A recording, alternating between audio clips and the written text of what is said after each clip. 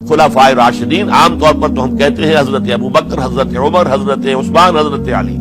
میں نے اپنی ذاتی رائے، حقیر سی رائے عرض کی ہے، اس میں حضرت حسن کا دور بھی شامل ہونا چاہیے 6 مہینے کا. تب وہ 30 برس پورے ہوتے جو حدیث میں آیا ہے کہ خلافت جو ہے وہ 30 برس رہے گی، اس کے بعد ملوکیت شروع ہو جائے گی. تو ملوکیت کا پہلا قدم یہ تھا کہ حضرت معاویہ نے طاقت سے بزور خلافت حاصل کی، اس لیے ان کو خلیفہ راشد ہم نہیں کہتے. البتہ یہ ضرور ہے کہ ان کا دور بہت پرسکون دور تھا. البتہ جب 10 برس گزر گئے حضرت معاویہ کے دور حکومت کو، اب میں یہاں لفظ خلافت کی بجائے دور حکومت استعمال کر رہا ہوں، جو کہ خلافت راشدہ سے ذرا اس کا فرق واضح ہو جائے. تو اس وقت ایک اور صحابی، جلیل القدر صحابی مغیرہ ابن شعبہ رضی اللہ تعالی عنہ، وہ حضرت معاویہ کے پاس آئے اور انہوں نے یہ کہا کہ دیکھیے، اگر آپ نے اپنے بعد اپنا جانشین نامزد نہ کیا تو ہو سکتا ہے پھر فسادات پیدا ہو جائے، پھر مختلف لوگ خلافت کا دعویٰ لے کر کھڑے ہو جائیں، پھر خانہ جنگی ہو جائے. 5 برس کی خانہ جنگی میں 1 لاکھ سے زیادہ مسلمان شہید ہو چکے ہیں، قتل ہو چکے ہیں، ہلاک ہو چکے ہیں. اب دوبارہ وہی دور نہ آ جائے، لہذا آپ اپنا جانشین نامزد کر دیجئے. امیر معاویہ ریلیکٹنٹ تھے، لیکن انہوں نے دلائل دیے، دلائل مضبوط تھے. انہوں نے کہا کہ اب کبار صحابہ دنیا سے رخصت ہو چکے، وہ جماعت کہ جن کی تربیت اور تزکیہ، جن کی تعلیم حضور نے خود کی تھی اور ان کو اندر سے پاک کر دیا تھا، ان کی نیتیں بالکل پاک ہو چکی تھی، کوئی نفسانیت ان میں نہیں رہی تھی، وہ جماعت تو اکثر و بیشتر اب ختم ہو چکی، فوت پا چکے، وفات ہو چکی. لہذا اب جو ہے اکثر و بیشتر نو مسلم ہیں جو بعد کے فتوحات کے ذریعے سے اسلام لائے ہیں. لہذا ان کے اندر نہ وہ پختگی ہے، نہ ان کے اندر وہ تقویٰ ہے، نہ تدین ہے، نہ اصول پرستی ہے. اسلام کی پوری تعلیمات جو ہیں وہ ان کے وجود کے اندر، ان کے شعور کے اندر گہری اتری ہوئی نہیں ہے. لہذا اب صورتحال وہ نہیں رہ سکے گی جو حضرت ابو بکر یا حضرت عمر یا حضرت عثمان یا حضرت علی کے زمانے میں تھی. لہذا آپ نامزد کیجئے. یہ بھی بتا دوں کہ مغیرہ ابن شعبہ کون تھے رضی اللہ تعالیٰ عنہ. نمبر 1 یہ کہ اصحاب شجرہ میں شامل ہیں، جن 1400 یا 1800 افراد نے حضور سے بیعت کی تھی صلح حدیبیہ سے متصلاً قبل، اس درخت کے نیچے بیٹھ کر، جس کے بارے میں سورہ فتح میں فرمایا گیا کہ لقد رضی اللہ عن المؤمنین اذ یبایعونک تحت الشجرہ. اللہ ان تمام اہل ایمان سے راضی ہو گیا جو ہے نبی صلی اللہ علیہ وسلم آپ کے دست مبارک پر بیعت کر رہے تھے اس درخت کے نیچے، ان میں سے موجود، ان میں یہ مغیرہ ابن شعبہ ہے. پھر مغیرہ ابن شعبہ وہ ہے کہ حضرت علی اور امیر معاویہ، ان کے درمیان جو خانہ جنگی ہوئی اس میں ہمیشہ حضرت علی کے ساتھ رہے، حضرت علی کے ہی وہ سپورٹر تھے، ان کے ساتھ تھے. اس پہلو سے اچھی طرح سمجھ لیجئے کہ یہ نہیں ہے کہ وہ در حقیقت کو پہلے سے وہ امیر معاویہ کے ساتھی تھے، نہیں. لیکن اب جو صورتحال وہ دیکھ رہے تھے، جہاں دیدہ انسان تھے، بہت بڑے سیاستدان تھے، جانتے تھے حالات کو، حالات کے نفس پر ان کا ہاتھ تھا. لہذا انہوں نے یہ مشورہ دیا اور پھر امیر معاویہ نے اس مشورے کو قبول کر لیا اور یزید کی ولی عہدی کا اعلان کر دیا. یہ بالکل مڈل ہے حضرت امیر معاویہ کے دور خلافت کا درمیان. یہ 10 سال جب ہو گئے تھے حضرت امیر معاویہ کی خلافت کو یا حکومت کو، تب یہ معاملہ پیش آیا اور یزید کے ہاتھ پر یہ بیعت ولی عہدی تمام جو بھی مختلف گورنرز تھے ان کے ذریعے سے کہہ دیا گیا اپنے اپنے علاقے کے لوگوں سے بیعت لے لو. یہ بیعت عام طور پر لوگوں نے کر لی. البتہ 5 شخصیتیں جو بہت نمایاں تھیں انہوں نے اس بیعت سے انکار کیا. ان میں کون تھے ذرا نوٹ کیجئے. حضرت ابو بکر فوت ہو چکے، ان کے بیٹے عبد الرحمن ابن ابی بکر. حضرت عمر فوت ہو چکے، ان کے بیٹے عبداللہ ابن عمر. حضرت زبیر فوت ہو چکے، ان کے بیٹے عبداللہ ابن زبیر. حضرت عباس فوت ہو چکے، ان کے بیٹے عبداللہ ابن عباس. حضرت علی شہید ہو چکے، ان کے بیٹے حسین ابن علی رضی اللہ تعالی عنہم اجمعین. یہ 5 جو امت کے بہت بڑے 5 افراد کے گویا کے وہ چشم و چراغ تھے ان گھرانوں کے، انہوں نے انکار کیا. اور ان میں خاص طور پر عبد الرحمن ابن ابی بکر نے یہ جملہ کہا کہ تم چاہتے ہو کہ قیصر و کسریٰ کی سنت پر عمل کرو کہ باپ کے بعد بیٹا حاکم بن جائے. یعنی ایک قدم تو خلافت کا نظام پہلے ہی نیچے اتر چکا.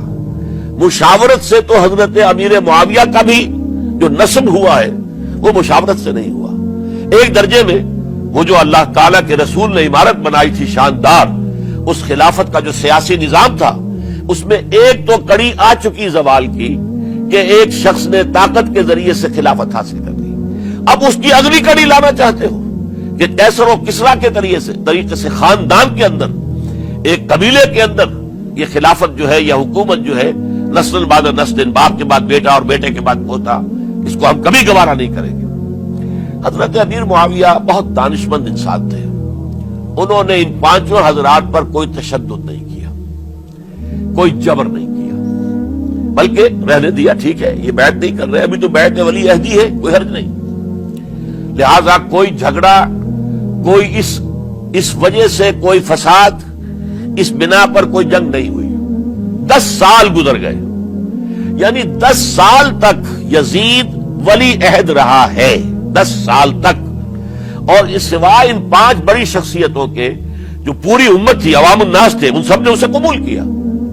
یہ صورتحال اب جب پیدا ہوئی جب حضرت امیر معاویہ کا انتقال ہو گیا، یہ سن 60 ہجری ہے.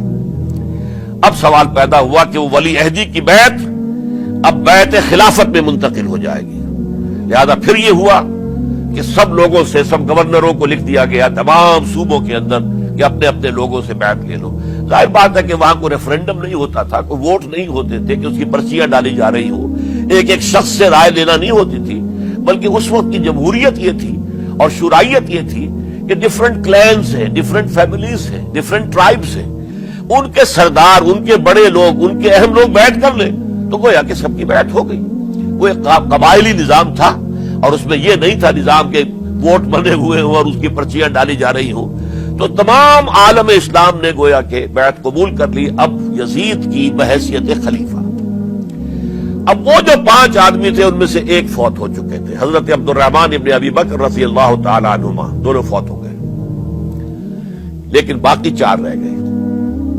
ان 4 کو نوٹ کیجئے، یہ بڑا سینسٹیو ایشو ہے جس پر میں اب گفتگو کر رہا ہوں. ان 4 میں کون ہے؟ عبداللہ ابن عباس، عمر میں سب سے بڑے وہ ہیں، اور ان کی شان یہ ہے کہ انہیں حبر الامہ کہا گیا ہے، امت کے سب سے بڑے عالم، اور قرآن مجید کے وہ سب سے پہلے مفسر ہیں. اصل جو جتنی بھی تفسیری روایات ہمیں ملتی ہیں حضرت عبداللہ ابن عباس کے شاگردوں سے، تابعین سے، لہذا ان کا بہت اونچا مقام ہے. حضرت عبداللہ ابن عمر، ان کا مقام بھی آپ کو معلوم ہے، حدیثوں کی کتنی بڑی تعداد ہے جو عبداللہ ابن عمر سے مروی ہے، اور اس کو سلسلۃ الذہب کی پہلی کڑی کہا جاتا ہے.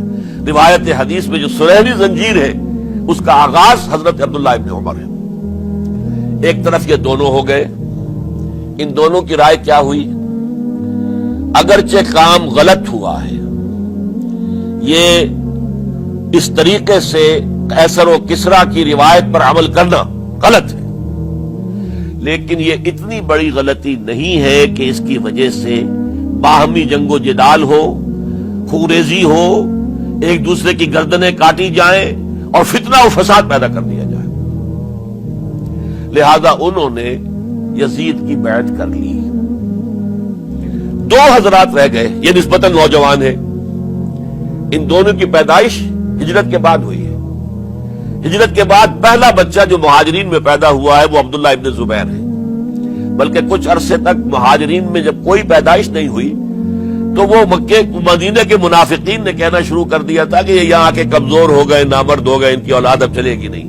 تو عبداللہ ابن زبیر جب پیدا ہوئے، اور آپ کو معلوم ہونا چاہیے وہ حضرت ابوبکر صدیق کے نواسے ہیں، حضرت عائشہ صدیقہ کی ہمشیرہ حضرت اسماء کے بیٹے ہیں عبداللہ ابن زبیر.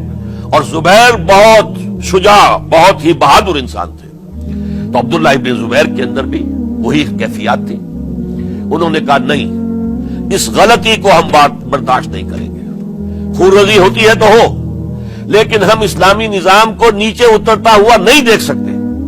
جیسے کبھی حضرت ابو بکر نے فرمایا تھا ایبدل الدین وانا حی، کیا دین میں ترمیم اور تنسیخ کر دی جائے گی؟